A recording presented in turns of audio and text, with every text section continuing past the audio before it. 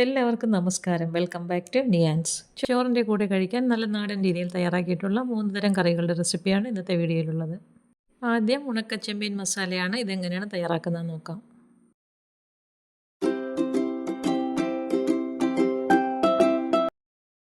തയ്യാറാക്കുന്നതിന് വേണ്ടി കുറച്ച് ഉണക്കച്ചെമ്മീൻ എടുത്ത് വയ്ക്കാം.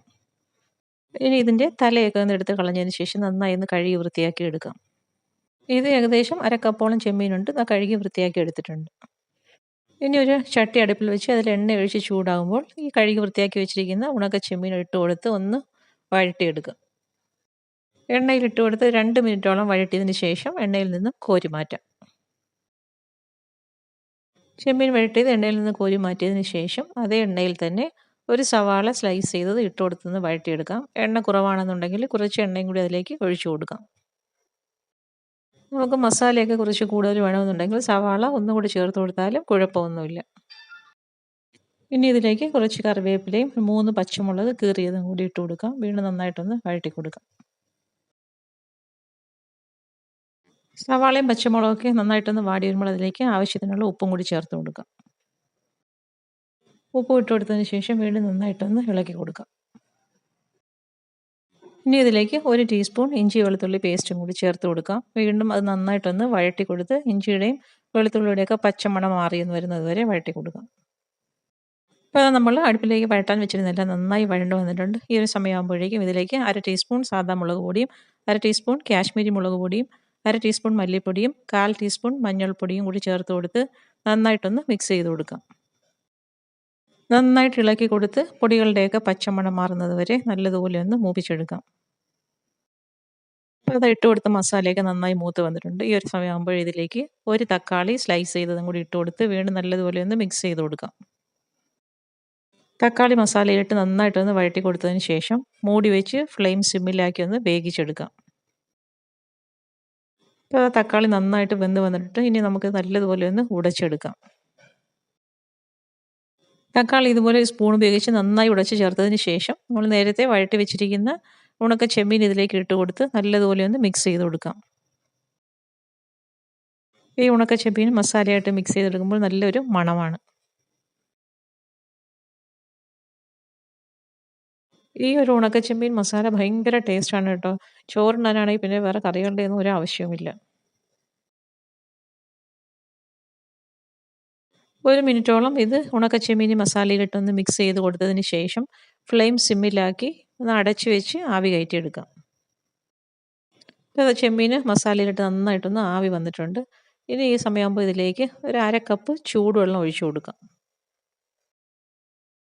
വെള്ളം ഒഴിച്ചു കൊടുത്ത് നന്നായിട്ടൊന്ന് മിക്സ് ചെയ്ത് കൊടുക്കാം. ഗ്രേവി കുറച്ചുകൂടെ വേണമെന്നുണ്ടെങ്കിൽ നമുക്ക് 1/2 കപ്പ് വെള്ളവും കൂടി ചേർത്ത് കൊടുക്കാം. ഇനി കറിക്ക് ഉപ്പ് ആവശ്യമുണ്ടെന്നുണ്ടെങ്കിൽ ഉപ്പും കൂടി ചേർത്ത് കൊടുത്ത് നല്ലതുപോലെ ഒന്ന് മിക്സ് ചെയ്ത് കൊടുക്കാം. ചെറുതായിട്ട് തിള വന്ന് തുടങ്ങുന്ന സമയത്ത് ഫ്ലെയിം സിമ്മിലാക്കിയതിന് ശേഷം അടച്ചു വെച്ച് 2 മിനിറ്റ് ഒന്ന് വേവിച്ചെടുക്കാം.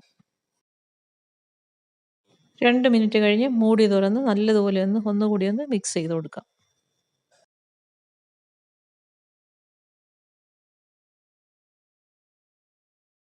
ഇതുപോലെ നന്നായി ഒന്ന് മിക്സ് ചെയ്ത് കൊടുത്തതിന് ശേഷം ഇതിലേക്ക് 1/4 കപ്പ് തേങ്ങാപ്പാലും കൂടി ചേർത്ത് കൊടുക്കാം. തേങ്ങാപ്പാൽ ഒഴിച്ചു കൊടുത്ത് വീണ്ടും നല്ലതുപോലെ ഒന്ന് മിക്സ് ചെയ്ത് കൊടുക്കാം. തേങ്ങാപ്പാൽ ഒഴിച്ചു കൊടുത്തതിന് ശേഷം പിന്നെ മൂടി വയ്ക്കേണ്ട, നന്നായിട്ടൊന്ന് മിക്സ് ചെയ്ത് കൊടുത്തതിന് ശേഷം കുറച്ച് കറിവേപ്പിലയും വെളിച്ചെണ്ണയും കൂടെ ഈ സമയത്ത് ഇതിലേക്ക് ചേർത്ത് കൊടുക്കാം. വെളിച്ചെണ്ണയും കറിവേപ്പിലയും ചേർത്ത് കൊടുത്ത് ഫ്ലെയിം ഓഫ് ചെയ്യാം. അപ്പോൾ ഇത്രയേ ഉള്ളൂ, സൂപ്പർ ടേസ്റ്റുള്ള ഉണക്കൻ ചെമ്മീൻ മസാല റെഡിയായി കഴിഞ്ഞു. ഇനി ഇതാ ചൂട് ചോറിലേക്ക് വിളമ്പി വെച്ച് കൊടുക്കാം. അടുത്തത് കോവയ്ക്ക കൊണ്ടുള്ളൊരു കറിയാണ്. ഇതെങ്ങനെയാണ് തയ്യാറാക്കുന്നത് നോക്കാം. ഈ കറി തയ്യാറാക്കുന്നതിന് വേണ്ടി കുറച്ച് കോവയ്ക്ക വേണം. നന്നായിട്ട് കഴുകി വൃത്തിയാക്കിയ കോവയ്ക്ക എടുത്ത് വെച്ചിട്ടുണ്ട്. നമുക്ക് ആവശ്യത്തിനനുസരിച്ച് എത്ര വേണമെങ്കിലും ഇതിലേക്ക് ചേർത്ത് കൊടുക്കാം. ഇനി ഇതിനെ ഒന്ന് മുറിച്ചെടുക്കണം. അപ്പോൾ ഇതേപോലെ രണ്ടായിട്ടൊന്ന് കട്ട് ചെയ്തതിന് ശേഷം വീണ്ടും അതിനെ ഒന്നുകൂടി ഒന്ന് മുറിച്ചെടുക്കാം. അപ്പോൾ ഒരു കോവയ്ക്ക 4 പീസായിട്ട് കട്ട് ചെയ്തെടുക്കാം. അപ്പോൾ എടുത്ത് വെച്ചിരിക്കുന്ന കോവയ്ക്ക എത്രയും ഇതേപോലെ ഒന്ന് നമുക്ക് അരിഞ്ഞെടുക്കാം.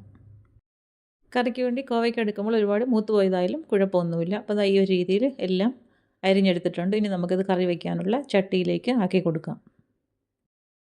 നാടൻ കറിയൊക്കെ വയ്ക്കുമ്പോൾ എപ്പോഴും മൺചട്ടിയാണ് നല്ലത്. അപ്പോൾ ചട്ടിയിലേക്ക് ഇട്ട് കൊടുത്തിട്ടുണ്ട്. ഇനി അതിലേക്ക് വേകാൻ ആവശ്യമുള്ള വെള്ളം ഒഴിച്ചു കൊടുക്കാം. കുറച്ച് വെള്ളം മതിയാകും, പെട്ടെന്ന് തന്നെ ഇത് വെന്ത് കിട്ടുന്നതാണ്. ഇനി അതിലേക്ക് ആവശ്യത്തിനുള്ള ഉപ്പും കൂടി ചേർത്ത് കൊടുക്കാം. പിന്നെ ഒരു 1/4 ടീസ്പൂൺ മുളക് പൊടി ഇട്ട് കൊടുക്കാം. അതിൻ്റെ കൂടെ തന്നെ ഒരു നുള്ളു മഞ്ഞൾപ്പൊടിയും കൂടി ചേർത്ത് കൊടുക്കാം. ഇനി എല്ലാം കൂടി നല്ലതുപോലെ ഒന്ന് മിക്സ് ചെയ്ത് കൊടുത്തതിന് ശേഷം ചട്ടി മൂടി വെച്ച് അടുപ്പിലേക്ക് വെച്ച് കൊടുത്ത് കഷ്ണങ്ങളൊന്ന് വേവിച്ചെടുക്കാം. അത് വേകുന്ന സമയം കൊണ്ട് അരപ്പ് തയ്യാറാക്കാം. കറിക്ക് വേണ്ടി ആവശ്യമുള്ള തേങ്ങ ചിരകിയത് മിക്സിയുടെ ജാറിലേക്ക് ഇട്ട് കൊടുക്കാം. അതിൻ്റെ കൂടെ തന്നെ ഒരു ടേബിൾ സ്പൂൺ മുളക് പൊടിയും ഒരു 1/4 ടീസ്പൂണോളം മഞ്ഞൾപ്പൊടിയും 3-4 ചെറിയ ഉള്ളിയും ഒരു നുള്ളു ഉലുവയും കൂടെ ചേർത്ത് അരയാൻ ആവശ്യമുള്ള വെള്ളവും കൂടി ഒഴിച്ചു കൊടുത്തതിന് ശേഷം മീൻ കറിക്കൊക്കെ അരയ്ക്കുന്ന ആ ഒരു പരുവത്തിൽ ഇതിനെ ഒന്ന് അരച്ചെടുക്കാം. ഈ ഒരു രീതിയിൽ അരച്ചെടുത്തിട്ടുണ്ട്. ഇനി നമുക്ക് കറിയിലേക്ക് കുറച്ച് സാധനങ്ങൾ കൂടെ ചേർത്ത് കൊടുക്കാനുണ്ട്. എരിവിന് ആവശ്യമായ ഒരു 3 ഉണ്ടമുളക് വെച്ചിട്ടുണ്ട്. അതുപോലെ തന്നെ ഒരു തക്കാളിയും ഒരു മുരിങ്ങക്കായ എടുത്ത് വെച്ചിട്ടുണ്ട്. ഇനി ഇതിനെല്ലാം ഒന്ന് മുറിച്ചെടുക്കാം. തക്കാളിയൊക്കെ ഈ ഒരു വലിപ്പത്തിൽ കട്ട് ചെയ്തെടുക്കാം. മുളക് അതേപോലെ ഒന്ന് രണ്ടായിട്ടൊന്ന് പിളർത്തിയെടുക്കാം. എടുത്ത് വെച്ച മുരിങ്ങക്കായ അതേപോലെ രണ്ടായിട്ടൊന്ന് പിളർത്തിയെടുത്ത് വയ്ക്കാം. ഇനി കറിയിലേക്ക് പുളിക്ക് ആവശ്യമുള്ള മാങ്ങയും കൂടി എടുത്ത് വയ്ക്കാം. അതുപോലെ തന്നെ കറിവേപ്പിലയും കൂടി ഇതിലേക്ക് എടുത്ത് വയ്ക്കാം. ഇപ്പോൾ ഇത് വേഗം വെച്ചിരുന്ന കോവയ്ക്ക വെന്ത് കിട്ടിയിട്ടുണ്ട്. നല്ലതുപോലെ ഒന്ന് മിക്സ് ചെയ്ത് കൊടുക്കാം. ഇനി നമ്മൾ എടുത്ത് വെച്ചിരിക്കുന്ന മുരിങ്ങക്കയും തക്കാളിയും മുളകും കറിവേപ്പിലയും എല്ലാം ഇതിലേക്ക് ചേർത്ത് കൊടുക്കാം. ചേർത്ത് കൊടുത്തതിന് ശേഷം ഒന്നുകൂടി ഒന്ന് മിക്സ് ചെയ്ത് കൊടുത്തിട്ട് അതൊന്ന് മൂടി വെച്ച് 2 മിനിറ്റ് ഒന്ന് വെയിറ്റ് ചെയ്യാം. അപ്പം കഷ്ണങ്ങളൊക്കെ ഏകദേശം ഒന്ന് വെന്ത് കിട്ടും. അതുവരെ ഇത് മൂടി വെച്ചൊന്ന് വേവിച്ചെടുക്കാം. കഷ്ണങ്ങളൊക്കെ ചേർത്ത് കൊടുത്തിട്ട് ഇതേപോലെ ഒന്ന് ഇളക്കി കൊടുക്കാം. ഇളക്കി കൊടുത്തതിന് ശേഷം മൂടി വെച്ച് ഒരു 2 മിനിറ്റ് ഒന്ന് വെയിറ്റ് ചെയ്താൽ മതിയാകും. അപ്പോഴേക്കും കഷ്ണങ്ങളൊക്കെ വെന്ത് കിട്ടും. അപ്പോൾ ഇത് ചേർത്ത് കൊടുത്ത് കഷ്ണങ്ങളൊക്കെ ഒന്ന് വെന്ത് വന്നിട്ടുണ്ട്. ഇനി നമുക്കിതിലേക്ക് തയ്യാറാക്കി വെച്ചിരിക്കുന്ന അരപ്പൊഴിച്ച് കൊടുക്കാം. അരപ്പൊഴിച്ച് കൊടുത്തതിന് ശേഷം അതിലേക്ക് നമുക്ക് കറിക്ക് എത്രത്തോളം വെള്ളം ആവശ്യമുണ്ടോ അത്രത്തോളം വെള്ളം കൊണ്ട് മിക്സിയുടെ ജാറിലേക്ക് ഒഴിച്ച് കൊടുത്ത് ഇതിലേക്ക് ഒഴിച്ച് കൊടുക്കാം. ഒഴിച്ച് കൊടുത്തതിന് ശേഷം ഇനി നല്ലതുപോലെ ഒന്ന് മിക്സ് ചെയ്ത് കൊടുക്കാം. ഞാൻ ഈ പറഞ്ഞ ഐറ്റംസ് എല്ലാം ഇതിലേക്ക് ചേർത്ത് കൊടുക്കണം. അങ്ങനെയാണെങ്കിൽ നമുക്ക് മീൻകറിയുടെ അതേ ടേസ്റ്റ് കിട്ടുകയുള്ളൂ. അപ്പോൾ നല്ലതുപോലെ ഇളക്കിയതിന് ശേഷം കറിവേപ്പിലയും കൂടി ഇട്ട് കൊടുക്കാം. ഇനി കറി നല്ലതുപോലെ ഒന്ന് തിളപ്പിച്ചെടുക്കാം. നന്നായിട്ട് തിളച്ച് വരുന്ന സമയത്ത് സ്പൂൺ ഉപയോഗിച്ച് ഇതുപോലെ ഒന്ന് ഇളക്കി കൊടുക്കാം. മീൻ കറിയുടെ അതേ ടേസ്റ്റുള്ളൊരു കറിയാണ്. തീർച്ചയായിട്ടും ഈ കറി ഇങ്ങനെ ഒന്ന് ട്രൈ ചെയ്ത് നോക്കണം. മീനൊന്നും ഇല്ലാത്ത സമയത്ത് നമുക്ക് ഈ കോവയ്ക്കയും ഈ സാധനങ്ങളെല്ലാം കൊണ്ട് തന്നെ മീൻ കറിയുടെ അതേ ടേസ്റ്റിൽ കറി വയ്ക്കാൻ പറ്റും. അപ്പോൾ ഈ സമയത്ത് ഉപ്പ് നോക്കിയിട്ട് ആവശ്യമുണ്ടെങ്കിൽ ഉപ്പ് ചേർത്ത് കൊടുക്കാം. വീണ്ടും നല്ലതുപോലെ ഒന്ന് ഇളക്കി കൊടുക്കണം. ഈ ഒരു രീതിയിൽ നന്നായിട്ട് തിളച്ച് വരുമ്പോൾ ഇളക്കി കൊടുത്തതിന് ശേഷം ഇനി ഇതിലേക്ക് കുറച്ച് വെളിച്ചെണ്ണയും കൂടെ ചേർത്ത് കൊടുക്കണം. വെളിച്ചെണ്ണ ചേർത്ത് കൊടുത്തതിന് ശേഷം ഫ്ലെയിം മീഡിയത്തിലാക്കി കൊടുത്ത് ഒന്ന് മൂടി വെച്ച് കൊടുക്കാം. ഇനി എണ്ണ നന്നായിട്ട് തെളിയുന്നത് വരെ ഒന്ന് വെയിറ്റ് ചെയ്യാം. അപ്പോൾ അതാ കറിയുടെ എണ്ണയൊക്കെ തെളിഞ്ഞ് കറി നന്നായിട്ട് പരുവായി വന്നിട്ടുണ്ട്. ഈ ഒരു സമയമാകുമ്പോഴേക്കും ഫ്ലെയിം ഓഫ് ചെയ്ത് അടുപ്പിൽ നിന്ന് മാറ്റി കൊടുക്കാം. നല്ല കിഡിലും ടേസ്റ്റിലുള്ള കോവയ്ക്ക കറിയാണ്. തീർച്ചയായിട്ടും ഇതൊന്ന് ട്രൈ ചെയ്ത് നോക്കിക്കോളൂ. നമുക്ക് മീൻ കറിയൊക്കെ കൂട്ടി കഴിക്കാൻ അതേ ടേസ്റ്റിൽ ചോറിൻ്റെ കൂടെ ഒഴിച്ച് കഴിക്കാൻ പറ്റിയ ഒരു കറിയാണ്. അടുത്തത് നല്ല അടിപൊളി ടേസ്റ്റിൽ തയ്യാറാക്കിയിട്ടുള്ളൊരു ചമ്മന്തിയാണ്. ഇതെങ്ങനെയാണ് ചെയ്യുന്നത് നോക്കാം. ഇത് തയ്യാറാക്കുന്നതിന് വേണ്ടി ചട്ടിയിലേക്ക് ഒരു ടേബിൾ സ്പൂൺ വെളിച്ചെണ്ണ ഒഴിച്ചു കൊടുക്കാം. വെളിച്ചെണ്ണ നന്നായി ചൂടായിരുമ്പോൾ അതിലേക്ക് 8-10 വറ്റൽമുളക് ഇട്ട് കൊടുത്ത് നന്നായിട്ടൊന്ന് വറുത്തെടുക്കണം. വറ്റൽമുളക് നല്ലതുപോലെ ഒന്ന് മൂത്ത് വരണം. ആ സമയം അത്രയും ഒന്ന് ഇളക്കി കൊടുക്കണം. മൂത്ത് വരുന്ന സമയത്ത് നന്നായിട്ടൊന്ന് കളർ മാറി ഒരു ഡാർക്ക് ബ്രൗൺ കളറാകും. ഇതേപോലെ മൂത്ത് വരുന്ന സമയത്ത് എണ്ണയിൽ നിന്നും കോരി മാറ്റാം. വറ്റൽമുളകൊക്കെ എണ്ണയിൽ കിടന്ന് മൂത്ത് വരുമ്പോൾ നല്ലൊരു മണമാണ്. അപ്പോൾ ആ ഒരു മണം ഈ ചമ്മന്തിക്കുണ്ട്. അപ്പോൾ ഇതേപോലെ ഈ ഒരു കളറാകുന്ന സമയത്ത് പാത്രത്തിലേക്ക് കോരി മാറ്റി കൊടുക്കാം. ഇനി അതേ എണ്ണയിൽ തന്നെ കുറച്ച് മല്ലിയും കൂടെ ഒരു ടേബിൾ സ്പൂണോളം മല്ലിയും കൂടി മുഴുവൻ മല്ലിയാണ് ഇട്ട് കൊടുത്ത് അതും ഒന്ന് മൂപ്പിച്ചെടുക്കണം. മല്ലി പെട്ടെന്ന് തന്നെ മൂത്ത് കിട്ടും.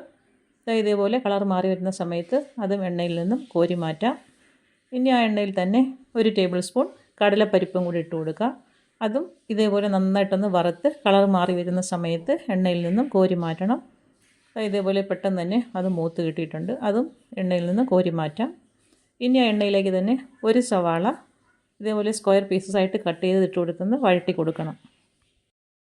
സവാള എണ്ണയിൽ കിടന്ന് നല്ലതുപോലെ ഒന്ന് വഴണ്ട് കിട്ടണം. ചെറുതായിട്ടൊന്ന് കളർ മാറി വരുന്ന സമയത്ത് കോരി മാറ്റാം. സവാള വഴറ്റിയെടുക്കുന്നതിൻ്റെ കൂടെ തന്നെ കുറച്ച് കറിവേപ്പിലയും കൂടി ഇട്ട് കൊടുക്കാം. ഇട്ട് കൊടുത്തിട്ട് ഇതേപോലെ നന്നായിട്ടൊന്ന് വഴറ്റി കൊടുക്കാം. ഈ ഒരു സമയമാകുമ്പോഴേക്കും അത് എണ്ണയിൽ നിന്നും കോരി മാറ്റാം. ആദ്യം ഇനി മിക്സിയുടെ ജാറിലേക്ക് വറുത്ത് വെച്ചിരുന്ന മുളകും മല്ലിയും കടലപ്പരിപ്പും കൂടി ഇട്ട് കൊടുത്ത് നന്നായിട്ടൊന്ന് പൊടിച്ചെടുക്കാം. ഈ ഒരു രീതിയിൽ നന്നായിട്ട് പൊടിച്ചെടുത്തിട്ടുണ്ട്. ഇനി നമ്മൾ വഴറ്റി വെച്ചിരിക്കുന്ന സവാള നന്നായിട്ട് തണുത്തതിന് ശേഷം ഇതിലേക്ക് ഇട്ട് കൊടുക്കാം. സവാള ഇട്ട് കൊടുത്ത് ഇതേപോലെ ഒന്ന് അരച്ചെടുക്കാനുള്ളതാണ്. അപ്പോൾ അതും ചേർത്ത് കൊടുത്തതിന് ശേഷം അതിലേക്ക് കുറച്ച് പുളി ചേർത്ത് കൊടുക്കാം. നമുക്ക് പുളിക്ക് ആവശ്യമുള്ള അത്രയും ചേർത്ത് കൊടുക്കാം. അത് ഇട്ട് കൊടുത്തതിന് ശേഷം കുറച്ച് ശർക്കര, ചെറിയ ഒരു കഷ്ണം ശർക്കരയും കൂടി അതിലേക്ക് പൊടിച്ച് ചേർത്ത് കൊടുക്കാം. ഇനി ആവശ്യത്തിനുള്ള ഉപ്പും കൂടി ഇട്ട് കൊടുത്ത് ഇത് നന്നായിട്ടൊന്ന് അരച്ചെടുക്കാം. ഇതാ ഈ ഒരു രീതിയിൽ നന്നായിട്ട് അരച്ചെടുത്തിട്ടുണ്ട്. അപ്പം നമ്മുടെ ചമ്മന്തി റെഡിയായി കഴിഞ്ഞു. നല്ല എരിവും പുളിയും ചെറിയൊരു മധുരമൊക്കെയുള്ള നല്ല കിടിലൻ ടേസ്റ്റുള്ള ഒരു ചമ്മന്തിയാണ്. അപ്പം ചൂട് ചോറിൻ്റെ കൂടെയൊക്കെ ഈ ഒരു ചമ്മന്തി ഉണ്ടെങ്കിൽ പിന്നെ വേറെ കറികളുടെ ഒന്നും ആവശ്യമില്ല. അപ്പോൾ ഈ ഒരു രീതിയിൽ തീർച്ചയായിട്ടും ഒന്ന് ട്രൈ ചെയ്ത് നോക്കിക്കോളൂ.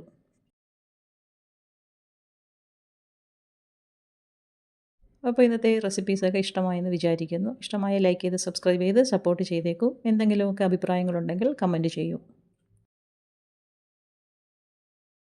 വീണ്ടും അടുത്ത വീഡിയോയിൽ കാണുന്നത് വരെ bye from Niyans. Thanks for watching.